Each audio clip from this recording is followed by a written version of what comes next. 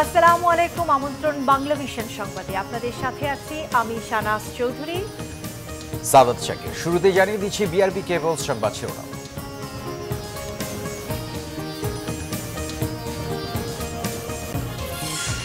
10 লাখ রোহিঙ্গাকে আশ্রয় দিয়ে মানবিকতার উজ্জ্বল দৃষ্টান্ত রেখেছে বাংলাদেশ, বললেন প্রধানমন্ত্রী। জাতির উদ্দেশ্যে ভাষণ দেবেন কাল। ঢাকা উত্তর সিটি ও উপজেলা নির্বাচনে যাবে না বিএনপি, জানালেন মির্জা ফখরুল। বিএনপি না এলেও নির্বাচন প্রতিদ্বন্দ্বিতাবিহীন হবে না, বললেন কাদের। রাজস্ব ব্যবস্থায় আরও সংস্কার চান অর্থমন্ত্রী। এবার 2.5 লাখ কোটি টাকা রাজস্ব আদায়ের আশাবাদ এনবিআর চেয়ারম্যানের। তাবলিগ জামায়াতে দুপক্ষের উদ্যোগে এবার বিশ্ব ইজতেমা হবে 15 থেকে 17 ফেব্রুয়ারি, জানিয়েছেন ধর্ম প্রতিমন্ত্রী।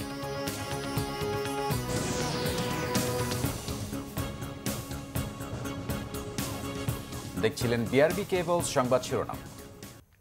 এবারে বিস্তারিত।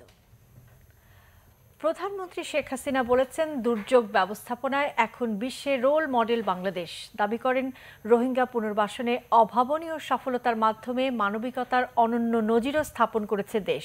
রাজধানীর একটি হোটেলে এশিয়া ও প্রশান্ত মহাসাগরীয় পরামর্শ গ্রুপের সম্মেলনে এসব কথা বলেছেন তিনি। আহ্বান জানিয়েছেন দীর্ঘমেয়াদী পরিকল্পনার মাধ্যমে প্রাকৃতিক এবং মানুষ সৃষ্ট দুর্যোগ মোকাবেলার। এশিয়া ও প্রশান্ত মহাসাগরীয় অঞ্চলের দেশগুলোর দুর্যোগ মোকাবেলার কাজ গতিশীল করতে গঠিত আঞ্চলিক পরামর্শ গ্রুপ আরসিজির সম্মেলনে যোগ দেন প্রধানমন্ত্রী শেখ হাসিনা। থাইল্যান্ড, ফিলিপাইন ও সিঙ্গাপুরের পর সংগঠনটির বর্তমান চেয়ার বাংলাদেশের সংগঠনটির চতুর্থ আয়োজনে শেখ হাসিনা বলেন, দুর্যোগ মোকাবেলা সহ নানা ক্ষেত্রে মানবিকতার পরিচয় দিয়ে বাংলাদেশ বিশ্বে উজ্জ্বল দৃষ্টান্ত স্থাপন করেছে। প্রায় 11 লক্ষ জোরপূর্বক বাস্তুচ্যুত মিয়ানমার নাগরিকদের মধ্যে ত্রাণ বিতরণ, অবকাঠামো নির্মাণ, আইন শৃঙ্খলা রক্ষায় অসামরিক সামরিক সমন্বয়ে পরিচালিত কার্যক্রম মানবিক সহায়তার এক উজ্জ্বল দৃষ্টান্ত স্থাপন করেছে। সম্প্রতি আমরা বদ্বীপ পরিকল্পনা 2100 প্রণয়ন করেছি। এই পরিকল্পনার আওতায় আগামী 100 বছরের টেকসই উন্নয়ন পরিকল্পনা গ্রহণ করা হয়েছে এবং পর্যায়ক্রমে এই পরিকল্পনা বাস্তবায়ন করা হবে। নেদারল্যান্ড সরকার আমাদের সঙ্গে এই চুক্তিতে আবদ্ধ আছেন। আমরা তাদের সঙ্গে একসঙ্গেই এই 2100 আমাদের যে ডেল্টা প্ল্যান সেটা আমরা বাস্তবায়ন করব। এটি বাস্তবায়িত হলে জলবায়ু পরিবর্তন ঝুঁকি মোকাবেলা সহ দুর্যোগ ঝুঁকি হ্রাস পাবে এবং খাদ্য নিরাপত্তা নিশ্চিত হবে। এ সময় প্রধানমন্ত্রী আরও বলেন, জলবায়ু পরিবর্তন ঝুঁকি রোধ ও টেকসই উন্নয়ন নিশ্চিত করতে বাংলাদেশ 100 বছরের পরিকল্পনা গ্রহণ করেছে।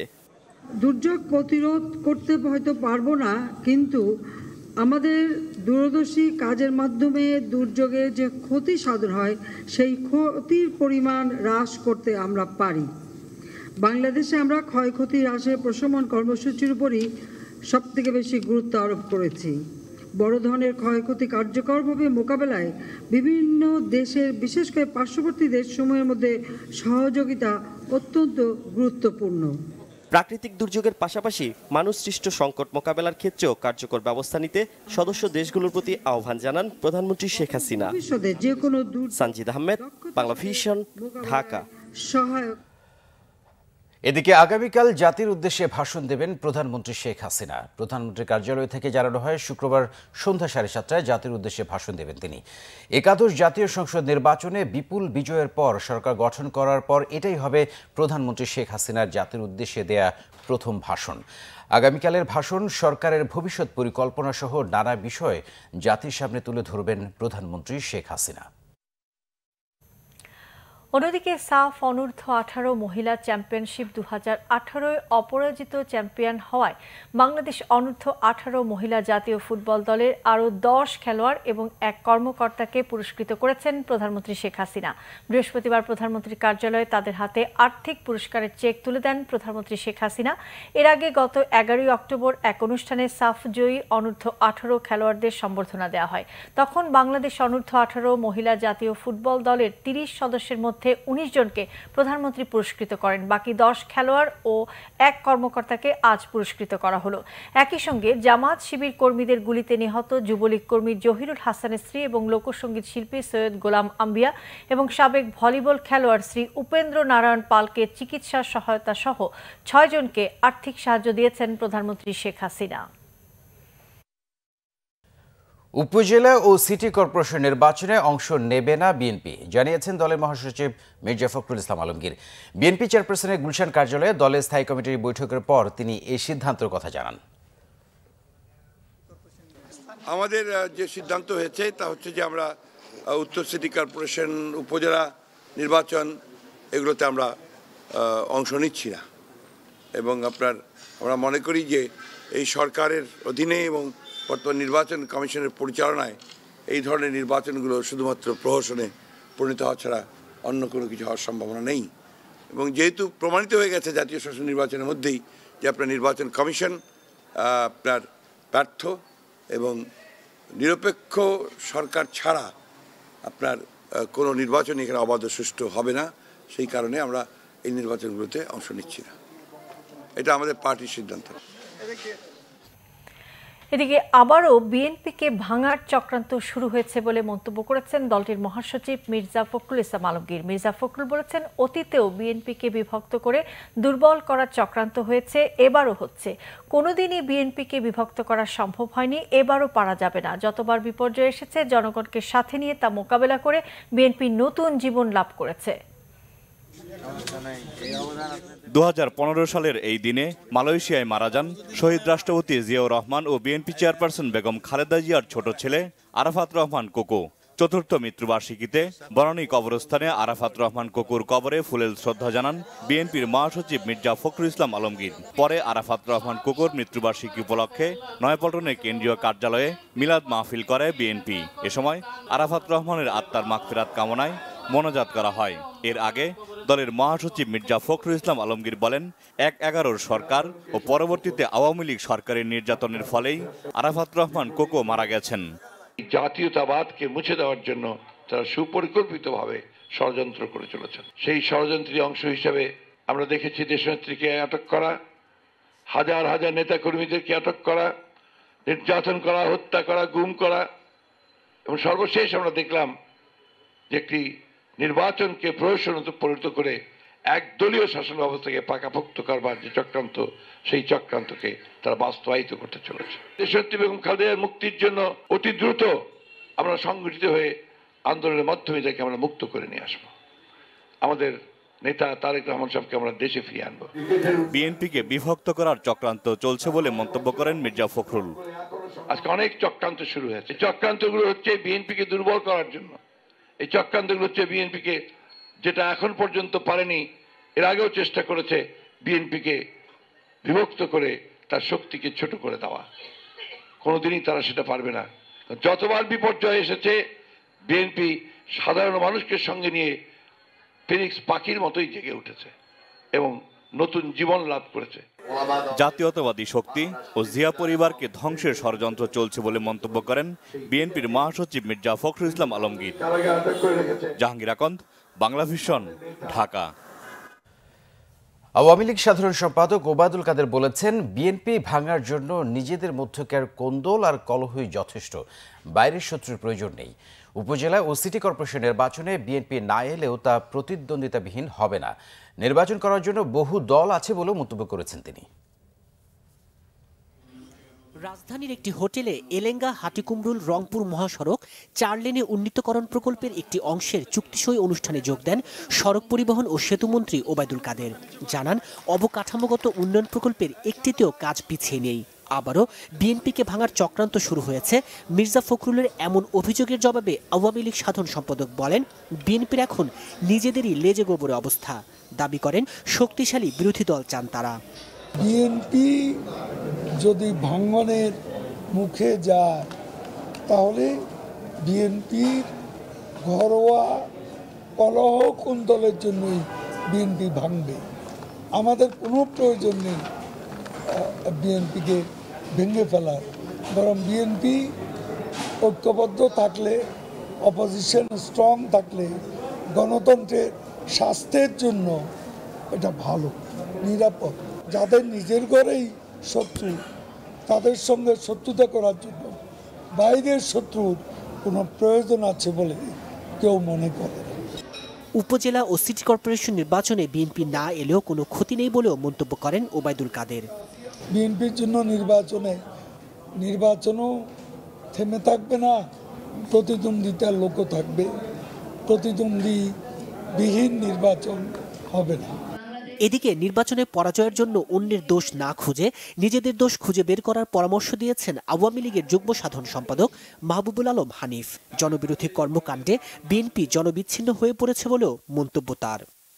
যতদিন এই দুর্নীতিবাজ তারেক রহমান এই বিএনপি নেতৃত্ব থাকবে, সে নেপথ্যে হোক আর সরবে হোক, বিএনপির কোনো ভবিষ্যৎ এই বাংলাদেশে আর হবে না। এই বাংলাদেশের জনগণের কাছে বিএনপির চরিত্র উন্মোচিত হয়ে গেছে। অথবা এই বাংলাদেশের জনগণ আর কখনো এই তারেক রহমান বা বেগম খালেদার নেতৃত্বে বিএনপিকে কখনো গ্রহণ করবে না, সেটা আজকে পরিষ্কার হয়ে গেছে। তাইমুর রশিদ, বাংলা ভিশন, ঢাকা। গ্যাটকো মামলার অভিযোগ গঠনের পরবর্তী শুনানি ৭ ফেব্রুয়ারি ঠিক করেছে আদালত। মামলার বিভিন্ন নথিপত্র না পাওয়ায় সময়ের আবেদন করে আসামিপক্ষ। অভিযোগ গঠনের শুনানির দিন ঠিক থাকায় এদিন কারাগার থেকে আলিয়া মাদ্রাসা মাঠে স্থাপিত বিশেষ আদালতে নেওয়া হয়েছিল বিএনপি চেয়ারপারসন বেগম খালেদা জিয়াকে। গ্যাটকো মামলায় অভিযোগ গঠনের শুনানির দিন ঠিক থাকায় বৃহস্পতিবার বেলা 12:30টার দিকে বকশীবাজারে আলিয়া মাদ্রাসা মাঠে স্থাপিত বিশেষ আদালতে নেওয়া হয় বিএনপি চেয়ারপারসন বেগম খালেদা জিয়াকে। বেগম জিয়া সহ অন্য আসামিদের উপস্থিতিতে মামলার কার্যক্রম শুরু হলে বিভিন্ন আবেদনের উপর শুনানি করেন আসামিপক্ষের আইনজীবীরা। পরে দুদকের পক্ষ থেকে অভিযোগ গঠনের শুনানি শুরু করতে চাইলে আসামিপক্ষের আইনজীবীরা এর বিরোধিতা করেন, সময়ের আবেদন জানান। পরে আদালত পরবর্তী তারিখ ঠিক করে আদেশ দেন। এই মামলাটার আজকে 4 শুনানি ছিল। বেগম খালেদা জিয়া উপস্থিত হয়েছিলেন, সকল কাগজপত্র তাদের কাছে আছে, তবুও বিলম্বিত করার জন্য তারা কাগজ পান নাই, এটা পান না, ওইটা পান না, একবার বলেন পান, একবার বলেন পান নাই, এই ধরনের বলে তারা সময় ক্ষেপণ করছেন। এখন আগামী 7 তারিখে তারিখ ধার্য হয়েছে। আশা করছি এর মধ্যে তারা সকল পেপার সংগ্রহ করে নেবেন এবং আমরা আমাদের এই মামলাটা 4 শুনানি শুরু করতে পারবো। এদিকে আদালতে তাকে বসানো স্থান নিয়ে আপত্তি জানিয়ে উষ্মা প্রকাশ করেন বেগম খালেদা জিয়া। পাশাপাশি মামলার বিভিন্ন নথিপত্র না দেয়ায় তার জন্য আদালতের হস্তক্ষেপ চান আইনজীবীরা। তদন্তকালীন সময় যে সকল আলামত সমূহ জব্দ করবে এবং চার্জশিটে তার উল্লেখ থাকবে, অভিযোগ গঠন শুনানির পূর্বে আসামি পক্ষের আইনজীবীকে সেই সকল প্রমাণাদি এগুলো সরবরাহ করতে হবে নির্দেশ করেছেন। আমাদেরকে আইনসম্মতভাবে আমরা যে সকল ডকুমেন্ট সমূহ অথবা আলামত পাইতে আইনগত অধিকারী, সেগুলো তিনি আমাদেরকে সরবরাহ করবেন। আদালতে যেই একদম কণার অন্ধকার জায়গায় যেখানে বেগম খালেদা জিয়াকে বসানো হয়েছে, সেখান থেকে তিনি যেমন বিজ্ঞ বিচারককে দেখতে পান না, বিজ্ঞ বিচারকও তাকে দেখতে পারেন না। তো আমরা এই বক্তব্য বিজ্ঞ আদালতে উপস্থাপন করার পর বিজ্ঞ আদালত বলেছে, আপনারা আজকে আমি যেভাবে বলি বা যেখানে উপস্থাপন করা হয়েছে বেগম খালেদা জিয়াকে, সেভাবেই আপনারা শুনানি করে যান। আগামী তারিখে আপনাদের এই বক্তব্য আমি বিবেচনা করব। তবে সময়ের আবেদন করলেও তা নামঞ্জুর করে আসামি AKM মোশাররফ হোসেন ও ইসমাইল হোসেন সাইমনের বিরুদ্ধে গ্রেপ্তারি পরোয়ানা জারি করে বিশেষ জজ আদালত। আহমেদ সরওয়ার, বাংলা ভিশন, ঢাকা। জ্বালাও পোড়াওয়ের জন্য ক্ষমা এবং ছাত্র শিবিরকে ছাড়লেই ক্যাম্পাসে সহাবস্থান নিশ্চিতের আশ্বাস দিয়েছে ছাত্রলীগ। তবে ছাত্রদলের অভিযোগ, 30 ডিসেম্বরের মতো একতরফা ডাকসু নির্বাচন করতে চায় বিশ্ববিদ্যালয় প্রশাসন। এদিকে নিরাপত্তা নিশ্চিতের পাশাপাশি নির্বাচনে সব দলের অংশগ্রহণ দেখতে চায় বিশ্ববিদ্যালয়ের সাধারণ শিক্ষার্থীরা। ঢাকা বিশ্ববিদ্যালয় এখন সরগরম ডাকসু নির্বাচন নিয়ে। ক্লাস, আড্ডা কিংবা ক্যাম্পাসের চায়ের আড্ডায় সবখানেই ভোটের হাওয়া। নির্বাচন হচ্ছে অনেকদিন পর, এটা আমাদের জন্য অনেক ভালো হচ্ছে। ডাকসু নির্বাচনটা হলে আমরা এর মধ্যে সবগুলো প্রবলেম সলভ করতে পারবো। একজন উপযুক্ত প্রতিনিধি আসুক। ছাত্রদের অধিকার আন্দোলনের জন্য বড় ভাইরা লড়বে। আমাদের যে দাবিগুলো আছে সেগুলো সবার পূরণ হবে আর কি। ডাকসু নির্বাচনের এখনই উপযুক্ত সময় দাবি করে সব ধরনের সহায়তার আশ্বাস দিয়েছে ছাত্রলীগ। যেখানে ঢাকা বিশ্ববিদ্যালয়ে শিবিরের রাজনীতি আইন করে নিষিদ্ধ করা, তাদেরকে ঘোষণা দিতে হবে যে তাদের সাথে শিবিরের কোনো সংশ্লিষ্টতা নেই। তারা বলুক যে আমাদের অতীতকে যেন ভুল স্বীকার করে ইতিবাচক ধারায় আসুক, আমরা তাদের সাদরে স্বাগত জানাবো। কোনো অপশক্তি ষড়যন্ত্র করতে চাইলে আমরা সেটা প্রতিহত করবো ইনশাল্লাহ। আর সার্বিকভাবে বিশ্ববিদ্যালয়ের পরিবেশ ভালো আছে এবং আমরা কনফিডেন্ট যে সুন্দর একটি ইতিবাচকভাবে সুন্দর একটি নির্বাচন হবে। ডাকসু নির্বাচন নিয়ে আশঙ্কার কথা জানিয়েছেন ছাত্র ইউনিয়নের নেতারাও। তবে সহাবস্থান নিশ্চিত না করে নির্বাচন হলে গ্রহণযোগ্যতা নিয়ে প্রশ্ন থেকেই যাবে বলে দাবি ছাত্রদলের।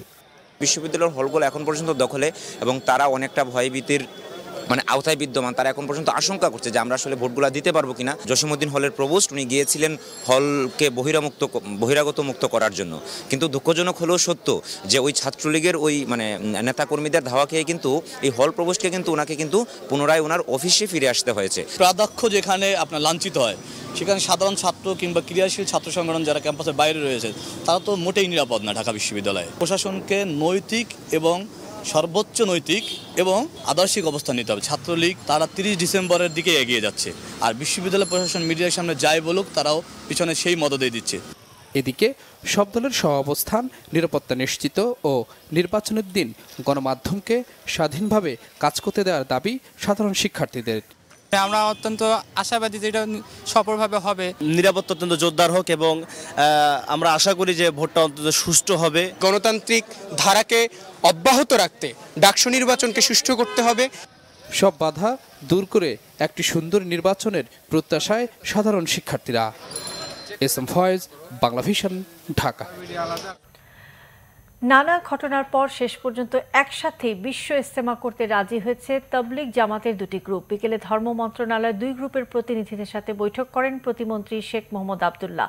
পরে সংবাদ সম্মেলনে ধর্ম প্রতিমন্ত্রী জানান, দুপক্ষের সিদ্ধান্তে 15, 16 এবং 17 ফেব্রুয়ারি একসাথে ইজতেমা পালনের সিদ্ধান্ত হয়েছে। দুপক্ষ 8 এবং 22 ফেব্রুয়ারি ইজতেমার তারিখ নির্ধারণের দাবি জানিয়েছিল।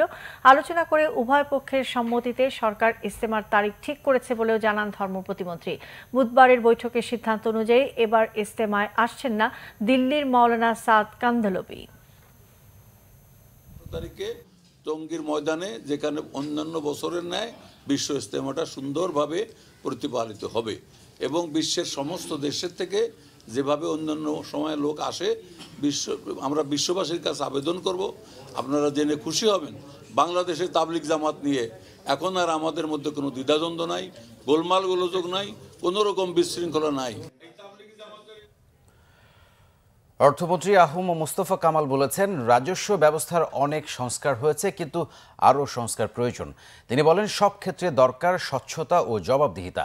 বৃহস্পতিবার জাতীয় রাজস্ব বোর্ডে এক অনুষ্ঠানে তিনি একথা বলেন। অনুষ্ঠানে সাবেক অর্থমন্ত্রী আবুল মাল আব্দুল মুহিত বলেন, দেশের মোট দেশজ উৎপাদন জিডিপির অনুপাতে করদাতা এবং রাজস্ব আহরণ এখনও কাঙ্ক্ষিত পর্যায়ে আসেনি। বৃহস্পতিবার নতুন অর্থমন্ত্রীকে স্বাগত ও সাবেক অর্থমন্ত্রীকে বিদায়ী শুভেচ্ছা দিতে অনুষ্ঠানের আয়োজন করে জাতীয় রাজস্ব বোর্ড এনবিআর। শুভেচ্ছা অনুষ্ঠান হলেও বক্তারা কথা বলেন কর ব্যবস্থা ও উন্নয়ন নিয়ে। নতুন অর্থমন্ত্রী বলেন, গত 10 বছরে এনবিআর অনেক সংস্কার হয়েছে, রাজস্ব আহরণের গতিও বেড়েছে, কিন্তু স্বচ্ছতা বাড়েনি। সব জায়গাতে আমাদের স্বচ্ছতা থাকতে হবে, সততা থাকতে হবে এবং আমাদের ইচ্ছাটি থাকতে হবে প্রকট। দৃঢ়চিত্তে আমাদের সবসময় ধারণ করতে হবে এই কথাটি যে আমরা উত্তরণ ঘটাবো, আমরা টার্ন অ্যারাউন্ড নিয়ে আসবো। এখানে আমাদের মেসিভলি আমাদের এখানে সংস্কার নিয়ে আসতে হবে।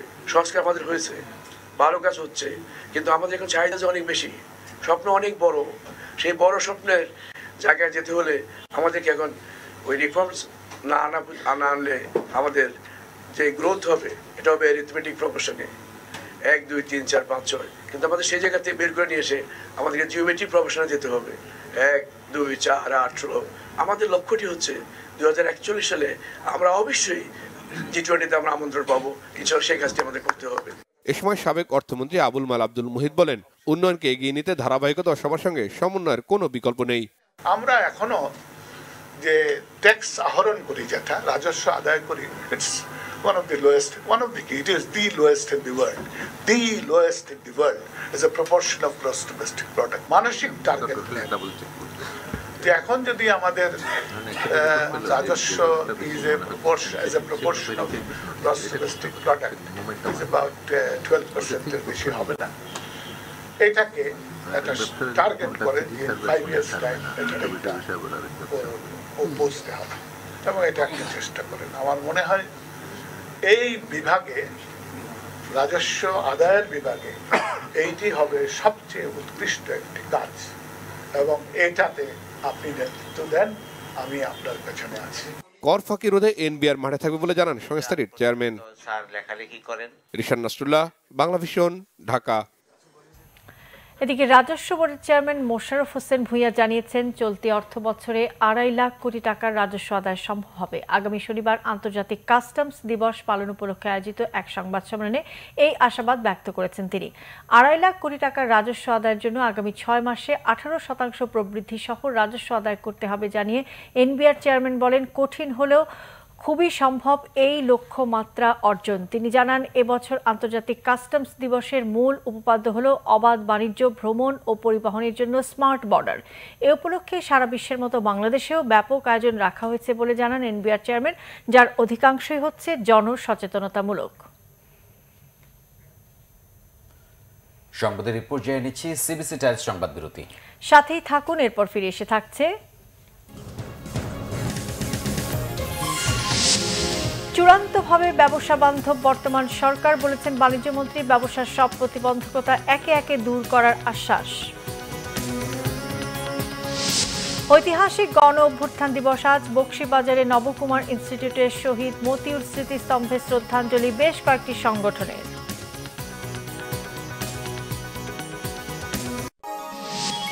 আপনারা দেখছেন বাংলা ভিশন সংবাদ।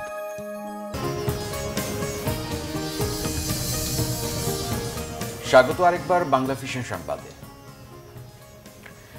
বর্তমান সরকারকে চূড়ান্তভাবে ব্যবসা বান্ধব উল্লেখ করে বাণিজ্যমন্ত্রী টিপু মুন্সি বলেছেন, ব্যবসার সব প্রতিবন্ধকতা একে একে দূর করা হবে। বাংলাদেশ চশমা শিল্প এবং বণিক সমিতি আয়োজিত জাতীয় চশমা মেলার উদ্বোধন করে সকালে এই কথা বলেছেন বাণিজ্যমন্ত্রী। এ সময় চশমা ব্যবসায়ীরা চশমার আমদানি শুল্ক কমানো এবং অবৈধ পথে চশমা আমদানি বন্ধের দাবি জানান। জবাবে মন্ত্রী বলেন, এই শিল্পকে রফতানিমুখী করে ব্যবসায়ীদের সব সমস্যার সমাধান করা হবে। তিনি জানান, শিগগিরই শিল্প সংশ্লিষ্ট সবার সঙ্গে বৈঠক করে কিছু সুনির্দিষ্ট সিদ্ধান্ত নেওয়া হবে। বঙ্গোপসাগরের উপকূলীয় এলাকা ভাসানচরের অদূরে ডুবে গেছে গম ও ভুট্টাবাহী দুটি লাইটার জাহাজ। বৃহস্পতিবার এই দুর্ঘটনা হয়। ডুবে যাওয়া জাহাজ দুটির নাম খাজা বাবা ফরিদপুরি ও এন ইসলাম। প্রথম জাহাজটিতে গম এবং দ্বিতীয় জাহাজটিতে ভুট্টা ছিল।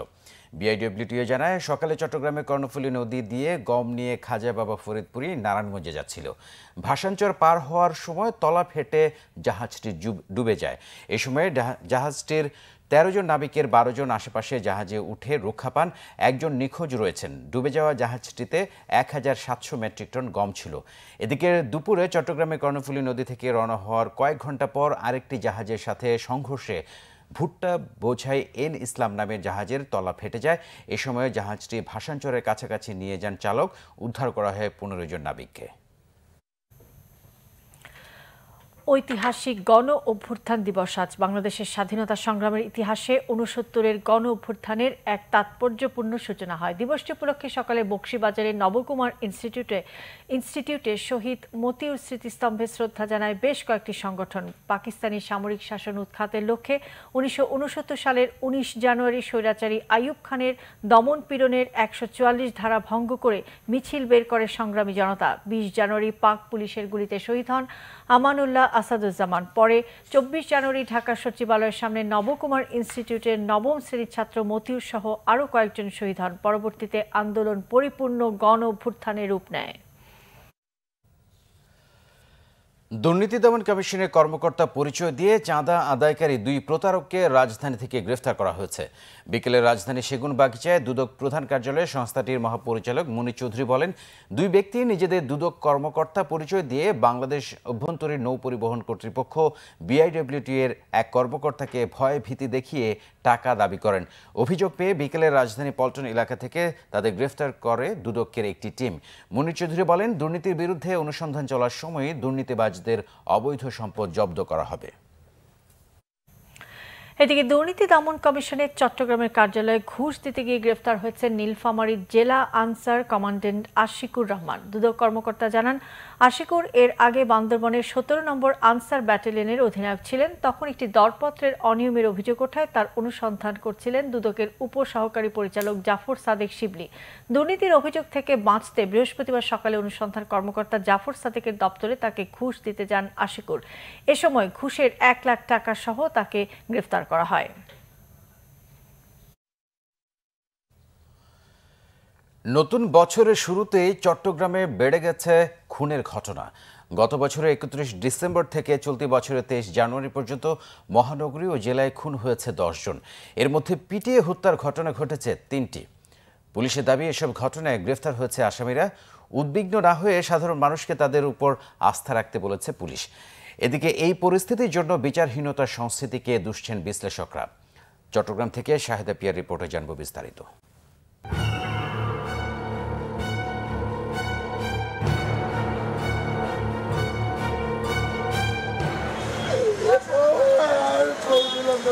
হত্যাকাণ্ডের মতো ঘটনা দিয়ে বছরের শেষ আর নতুন বছরের শুরু হলো চট্টগ্রামবাসী। গেল বছরের শেষ দিন ৩১ ডিসেম্বর চট্টগ্রামের সীতাকুণ্ডে যুবলীগের দুপক্ষের সংঘর্ষে নিহত হয় দাউদ সম্রাট নামে এক যুবলীগ কর্মী। ২ জানুয়ারি একই উপজেলার কুমিরা থেকে নিহাত নামে ৬ বছর বয়সী এক শিশুর বস্তাবন্দি লাশ উদ্ধার করা হয় পুকুর থেকে। এর একদিন পর নগরীর বন্দর এলাকার রেলওয়ে গেটে ছুরিকাঘাতে খুন হন আব্দুর রহিম নামে এক যুবক। ৭ জানুয়ারি ডবল মোরিং এলাকা থেকে বস্তাবন্দি অজ্ঞাত পরিচয় এক তরুণীর লাশ উদ্ধার করে পুলিশ। একই দিনে নগরীর পতেঙ্গা এলাকায় চোর সন্দেহে পিটিয়ে হত্যা করা হয় ফারুক নামে এক যুবককে। তার একদিন পরেই সীতাকুণ্ডের বারবকুণ্ডে ঘরে ঢুকে ছুরিকাঘাতে হত্যা করা হয় এক মাদ্রাসার শিক্ষককে। একই দিন নগরীর পাহাড়তলী বাজারে চাঁদাবাজির অভিযোগে গণপিটুনিতে নিহত হন সাবেক ছাত্রলীগ নেতা মহিউদ্দিন সোহেল। পরে ঘটনা তদন্তে পুলিশ জানতে পারে পরিকল্পিতভাবে হত্যা করা হয় সোহেলকে। ১৫ জানুয়ারি নগরীর রফাবাদে এক নারীকে পিটিয়ে হত্যা করে তার স্বামী। ২২ জানুয়ারি মধ্যরাতে মিরসরাইয়ে মাদকাসক্ত স্বামীকে জবাই করে হত্যা করে এক স্ত্রী। এসব খুনের ঘটনায় পুলিশের দাবি, কয়েকটি বিচ্ছিন্ন ঘটনা ছাড়া স্বাভাবিক রয়েছে আইনশৃঙ্খলা পরিস্থিতি। সব আসামিকেও গ্রেফতার করা হয়েছে। আমাদের যে বর্তমান আইনশৃঙ্খলা পরিস্থিতি সেটা খুবই ভালো আছে, স্টেবল আছে। আমরা যেটা কাজ করি সেটা হচ্ছে যে এ ধরনের হত্যাকাণ্ড ঘটার পর এটার সাথে কারা জড়িত ছিল তাদেরকে শনাক্ত করা, তাদেরকে বিচারের আওতায় আনা। এদিকে বিশ্লেষকরা বলছেন, বিচারহীনতার সংস্কৃতি আর পুলিশের উপর আস্থাহীনতায় বাড়ছে খুনসহ নানা অপরাধ। নির্বাচনোত্তর যে শিথিলতা, সে সব বিষয়গুলো মিলিয়ে আসলে খুনের কাজটা বেড়ে গেছে। এইভাবে চলতে থাকলে আইনশৃঙ্খলা রক্ষাকারী বাহিনী যদি অতি সতর্কতার সাথে শক্ত হাতে এগুলো দমন না করে এবং পরিস্থিতির উন্নতি ঘটাতে না পারে, তাহলে এরকম চলতে থাকলে দেশে একটা নৈরাজ্যকর পরিস্থিতির শুরু হবে। শাহেদা পিয়া, বাংলা ভিশন, চট্টগ্রাম। ফসল রক্ষা বাঁধের কাজের ধীর গতিতে চিন্তিত সুনামগঞ্জের ১১ উপজেলার কৃষকরা। এবার জমি থেকে পানি নেমেছে আগে ভাগেই, বোরো ধানের চারা রোপণও শুরু হয়েছে আগে, কিন্তু ফসল রক্ষা বাঁধের কাজের মন্থর গতিতে জেলা জুড়েই কৃষকরা শঙ্কিত। দায়িত্বশীলরা অবশ্য যথাসময়ে বাঁধের কাজ শেষ হবার আশ্বাস দিয়েছেন। সুনামগঞ্জ জেলার ৩৭টি হাওরের বোরো ফসল রক্ষায় কাবিটা প্রকল্পের আওতায় ক্ষতিগ্রস্ত ও ভাঙা বাঁধ মেরামতে প্রাথমিকভাবে ৫৫৩টি প্রকল্প তৈরি করা হয়েছে। অনুমোদিত প্রকল্পগুলো বাস্তবায়নে ৯৩ কোটি ৪৭ লাখ টাকা বরাদ্দের জন্য পানি উন্নয়ন বোর্ডে চিঠি পাঠানো হয়। এরই মধ্যে ৩৬ কোটি টাকা বরাদ্দ পাওয়া গেছে। প্রথম কিস্তির ১৬ কোটি ৫০ লাখ টাকা উপজেলা কমিটির সভাপতি ও সদস্য সচিবের যৌথ হিসাবের অনুকূলে ছাড়ও দেওয়া হয়েছে, কিন্তু সরেজমিনে বেশিরভাগ বাঁধের কাজ এখনো শুরু হয়নি। এ অবস্থায় সময়মতো বাঁধের কাজ শেষ হবে কিনা এই নিয়ে উদ্বিগ্ন কৃষকরা। কাজ যদি শুরু না হয়, আমরা কৃষকের যে ধান ফলারা এটিতে তো আসলে মানে অতটা নিশ্চয়তা নাই যে এটা কেমনে তারা তুলতে পারবে। করো তো পুষ মাস চলে গেছে, কোনো বান্ধের কাজ না, নাইলে বান না বানলে তো ওদের ধান চলে যায়। দুর্নীতির কারণে আজকো হাঁটাইব, কালকো হাঁটাইব, মাটি খাটায় না খাটাইনি পর্যন্ত আওরের বান ভাঙ্গে গেল। আওরের বানটা বুঝিনি, যদি আমরা কৃষকরা যদি আওর দুই রক্ষ তো আমরা শান্তি। বাঁধ সংস্কারের কাজ দ্রুত শেষ করার দাবিতে মানববন্ধন সহ নানা কর্মসূচি করেছে স্থানীয় সংগঠন হাওর বাঁচাও সুনামগঞ্জ বাঁচাও আন্দোলন। আইন অনুযায়ী নভেম্বরের মধ্যে পিআইসি গঠন হওয়ার কথা, ডিসেম্বরের মধ্যে বাঁধের কাজ করার কথা, কিন্তু এখন পর্যন্ত 2টা থানা ছাড়া বাকিগুলোর কোনো পিআইসি গঠন হয়নি। তাইলে কাজটা শুরু হবে কত? যথাসময়ে কাজ শেষ করার আশ্বাস দিয়েছেন জেলা প্রশাসক। বাস্তবায়ন কমিটির মাধ্যমে প্রকল্পের কাজ আমরা ইতিমধ্যে 3টি উপজেলায় শুরু করেছি, বাকি উপজেলাগুলোর কাজ এই সপ্তাহের মধ্যে শুরু হবে। সুনামগঞ্জের ১৫৪টি হাওরে এবার বোরো আবাদের লক্ষ্যমাত্রা নির্ধারণ করা হয়েছে 2,15,615 হেক্টর। অনুকূল আবহাওয়া থাকায় আমাদের লক্ষ্যমাত্রা পূরণ হতে এবার প্রাকৃতিক কোনো বাধা নেই। পানি উন্নয়ন বোর্ডের নীতিমালা অনুযায়ী 15 ডিসেম্বরের মধ্যে হাওরের বোরো ফসল রক্ষা বাঁধের কাজ শুরু করে 28 ফেব্রুয়ারির মধ্যে শেষ করার কথা। বিগত বছরগুলোতে আগাম বন্যায় বোরো ফসলের ক্ষয়ক্ষতির কথা বিবেচনা করে দ্রুততম সময়ে ফসল রক্ষা বাঁধ শেষ করার দাবি হাওরবাসীর। Bangla vision news desk. Jagorani পাঠাগারের সুবর্ণ জয়ন্তী উৎসব ও পুরস্কার বিতরণী অনুষ্ঠান হয়েছে। নরসিংদীর রায়পুরা উপজেলার আদিয়াবাদ ইউনিয়নের সিরাজনগর হাইস্কুল মাঠে অনুষ্ঠানের উদ্বোধন করেন বাংলাদেশ প্রেস ইনস্টিটিউট পিআইবির সাবেক মহাপরিচালক ডক্টর আব্দুল হাই সিদ্দিক। বক্তব্য রাখেন উম্বুলকুরা মাদ্রাসার সভাপতি অধ্যাপক মোহাম্মদ নুরুল ইসলাম, শেকড় সন্ধানী লেখক সরকার আবুল কালাম, ওয়ারি বটেশ্বরের প্রত্ন গবেষক মোহাম্মদ হাবিবুল্লাহ পাঠান, নরসিংদী প্রেসিডেন্সি কলেজের চেয়ারম্যান ডক্টর মোয়াজ্জেম হোসেন ও আদিয়াবাদ ইসলামিয়া উচ্চ বিদ্যালয় ও কলেজের অধ্যক্ষ মোহাম্মদ নূর সাখাওয়াত হোসেন মিয়া। এতে সভাপতিত্ব করেন জাগরণী পাঠাগারের প্রতিষ্ঠাতা সভাপতি ডাক্তার ওসিউদ্দিন আহমদ। আলোকিত সমাজ বিনির্মাণে পাঠাগারের ভূমিকার ভূয়সী প্রশংসা করেন বক্তারা। পাঠাগারটির 50 বছর পূর্তি উপলক্ষে প্রকাশিত জাগরণ এর বিশেষ সংখ্যার মোড়ক উন্মোচন করা হয়। এতে 9টি শিক্ষা প্রতিষ্ঠানের সাংস্কৃতিক প্রতিযোগিতার বিজয়ী 142 জনকে পুরস্কার দেওয়া হয়। এবার দেশের আরও কিছু অনুষ্ঠানের খবর নিয়ে রয়েছে একটি ডেস্ক রিপোর্ট। জাতীয় সম্মিলিত মুক্তিযোদ্ধা ফাউন্ডেশন আয়োজিত এক অনুষ্ঠানে প্রধান অতিথি ছিলেন মুক্তিযুদ্ধ বিষয়ক মন্ত্রী আকম মোজাম্মেল হক। সভাপতিত্ব করেন সংগঠনের সভাপতি মুক্তিযোদ্ধা মুনসুরুল হক চৌধুরী। সভায় বিশিষ্ট শিক্ষাবিদ, লেখক ডক্টর আব্দুল ওয়াদুদ সহ অন্যরা বক্তব্য রাখেন। আর্মড পুলিশ ব্যাটালিয়নের বার্ষিক ক্রীড়া ও সাংস্কৃতিক প্রতিযোগিতা হয়েছে রাজধানীতে। এতে প্রধান অতিথি ছিলেন আইজিপি ডক্টর জাভেদ পাটোয়ারি। সভাপতিত্ব করেন সিদ্দিকুর রহমান। পরে বিজয়ীদের হাতে পুরস্কার তুলে দেন প্রধান অতিথি। দেশে প্রথমবারের মতো থ্যালাসেমিয়া ওষুধ উৎপাদন করতে যাচ্ছে সংযুক্ত আরব আমিরাত ভিত্তিক বহুজাতিক ওষুধ উৎপাদনকারী প্রতিষ্ঠান জুলফার বাংলাদেশ লিমিটেড। সকালে রাজধানীতে এক আয়োজনে এর আনুষ্ঠানিক ঘোষণা দেয়া হয়। এতে প্রধান অতিথি ছিলেন সংযুক্ত আরব আমিরাতের রাষ্ট্রদূত সৈয়দ মোহাম্মদ আল মেহেরি। বিশেষ অতিথি ছিলেন জুলফার বাংলাদেশের CEO Selim Sulaiman. Sadarghat launch terminal এলাকা পুরোপুরি হকারমুক্ত থাকবে বলে জানিয়েছেন নৌ সচিব। আজ এক বৈঠকে তিনি একথা জানান। শীতার্ত মানুষের পাশে দাঁড়াতে ও ব্যবহৃত প্লাস্টিক নিয়ে জনসচেতনতা তৈরির লক্ষ্যে ছড়াই ভালোবাসার উষ্ণতা ক্যাম্পেইনে নেমেছে বেভারেজ ব্র্যান্ড প্রাণ আপ। এর আওতায় প্রাণপণ্যের ব্যবহৃত যে কোনো বোতল 30 জানুয়ারি পর্যন্ত সারা দেশের 20টি বেস্ট বাই আউটলেট কিংবা দেশের বিভিন্ন স্থানে থাকা পিকআপ ভ্যানে রাখা উইন্টার বুথে জমা রাখতে হবে। এর বিপরীতে একটি নির্দিষ্ট পরিমাণ অর্থ জমা হবে, যা দিয়ে দরিদ্রদের শীতবস্ত্র দেয়া হবে। এর সাথে থাকছেন অভিনেত্রী পূর্ণিমা। এ সময় প্রাণ বেভারেজ লিমিটেডের head of marketing Atiqur Rahman ও প্রাণ আপের ব্র্যান্ড ম্যানেজার তন্ময় দাস সহ ঊর্ধ্বতনরা উপস্থিত ছিলেন। কোয়াবের সদস্য বিশিষ্ট ব্যবসায়ী সদ্যপ্রয়াত হাজী মোহাম্মদ জামাল উদ্দিন রিপন স্মরণে মিলাদ ও দোয়া মাহফিল হয়েছে। রাজধানীর যাত্রাবাড়িতে কেবল অপারেটরস অ্যাসোসিয়েশন অব বাংলাদেশ কোয়াব ঐক্য পরিষদ এর আয়োজন করে। মিলাদ ও দোয়া মাহফিলে মরহুমের রুহের মাগফিরাত কামনা করা হয়। Bangla vision news desk. আবারও নিচ্ছে সিবিসি টাইলস সংবাদ বিরতি। সাথে থাকুন, ফিরে এসে অন্যান্য খবরের সঙ্গে আরও থাকবে। যুক্তরাষ্ট্রের সাথে কূটনৈতিক সম্পর্ক ছিন্ন সহ মার্কিন কূটনীতিকদের 72 ঘন্টার মধ্যে দেশ ছাড়ার নির্দেশ ভেনেজুয়েলার প্রেসিডেন্ট মাদুরোর। জাতীয় অ্যাথলেটিক্সে নতুন রেকর্ড গড়ে দেশের দ্রুততম মানব মোহাম্মদ ইসমাইল হোসেন এবং দ্রুততম মানবী শিরিন আক্তার।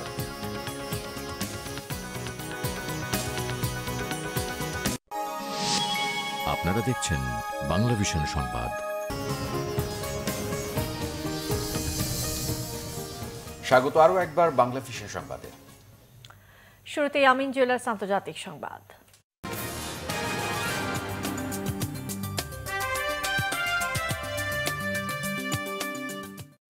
ভেনেজুয়েলার সরকার পতন আন্দোলনে নেতৃত্ব দানকারী জুয়ান গুয়াইদোর প্রতি সমর্থন জানিয়ে তাকে অন্তর্বর্তী প্রেসিডেন্ট হিসেবে স্বীকৃতি দিয়েছে যুক্তরাষ্ট্র। এর জেরে যুক্তরাষ্ট্রের সাথে কূটনৈতিক সম্পর্ক বিচ্ছিন্ন সহ মার্কিন কূটনীতিকদের ৭২ ঘণ্টার মধ্যে দেশ ছাড়ার নির্দেশ দিয়েছেন ভেনেজুয়েলার প্রেসিডেন্ট নিকোলাস মাদুরো। প্রশ্নবিদ্ধ নির্বাচনের ধারাবাহিকতায় ১০ জানুয়ারি নিকোলাস মাদুরো দ্বিতীয় দফায় প্রেসিডেন্টের দায়িত্ব নিলে রাজনৈতিক অস্থিরতার মুখে পড়ে ভেনেজুয়েলা। বুধবার বিরোধী দলের নেতা জুয়ান গুয়াইদো পার্লামেন্ট সদস্য হিসেবে শপথের পর রাজধানী কারাকাসের জনসভায় নিজেকে অন্তর্বর্তী প্রেসিডেন্ট ঘোষণা করেন। দাবি তোলেন মাদুরোর পদত্যাগ এবং নতুন নির্বাচনের। এতে সমর্থন দিয়ে জনগণকে আন্দোলনে সামিল হবার আহ্বান জানিয়েছেন মার্কিন প্রেসিডেন্ট। সেই সাথে ভেনেজুয়েলার তেল রপ্তানিতে শিগগিরই অবরোধের আভাস দিয়েছেন। প্রতিক্রিয়ায় শনিবারের ভেতর মার্কিন কূটনীতিকদের ভেনেজুয়েলা ছাড়ার নির্দেশ দেন মাদুরো। সরকার বিরোধীদের অপতৎপরতা প্রতিরোধে সেনাবাহিনীকে ঐক্যবদ্ধ থাকার আহ্বান জানিয়েছেন তিনি। বলিভিয়া, কিউবা ছাড়া ল্যাটিন আমেরিকার বেশিরভাগ দেশ এরই মধ্যে গুয়াইদোর প্রতি সমর্থন জানিয়েছে। হুগো শাভেজের মৃত্যুর পর ২০১৩ সালে ক্ষমতায় আসেন মাদুরো। যুক্তরাষ্ট্রের অচল অবস্থা শেষ না হওয়া পর্যন্ত স্টেট অব দ্য ইউনিয়ন ভাষণ না দেওয়ার ঘোষণা দিয়েছেন মার্কিন প্রেসিডেন্ট ডোনাল্ড ট্রাম্প। প্রতিনিধি পরিষদের প্রেসিডেন্টের ভাষণের আমন্ত্রণ স্পিকার ন্যান্সি পেলোসি প্রত্যাহার করে নেওয়ার পর এই ঘোষণা দিলেন প্রেসিডেন্ট ট্রাম্প।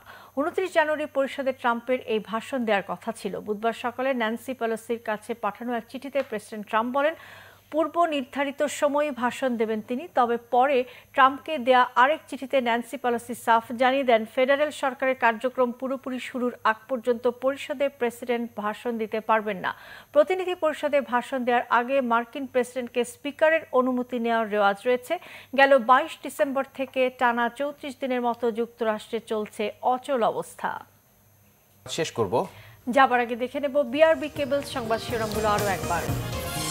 ১০ লাখ রোহিঙ্গাকে আশ্রয় দিয়ে মানবিকতার উজ্জ্বল দৃষ্টান্ত রেখেছে বাংলাদেশ বললেন প্রধানমন্ত্রী। জাতির উদ্দেশ্যে ভাষণ দেবেন কাল। ঢাকা উত্তর সিটি উপজেলা নির্বাচনে যাবে না বিএনপি জানালেন মির্জা ফখরুল। বিএনপি না এলেও নির্বাচন প্রতিদ্বন্দ্বিতাবিহীন হবে না বললেন কাদের। রাজস্ব ব্যবস্থায় আরও সংস্কার চান অর্থমন্ত্রী। এবার ২.৫ লাখ কোটি টাকার রাজস্ব আদায়ের আশাবাদ এনবিআর চেয়ারম্যানের। তাবলিগ জামাতের দুপক্ষের উদ্যোগে এবার বিশ্ব ইজতেমা হবে ১৫ থেকে ১৭ ফেব্রুয়ারি জানিয়েছেন ধর্ম প্রতিমন্ত্রী।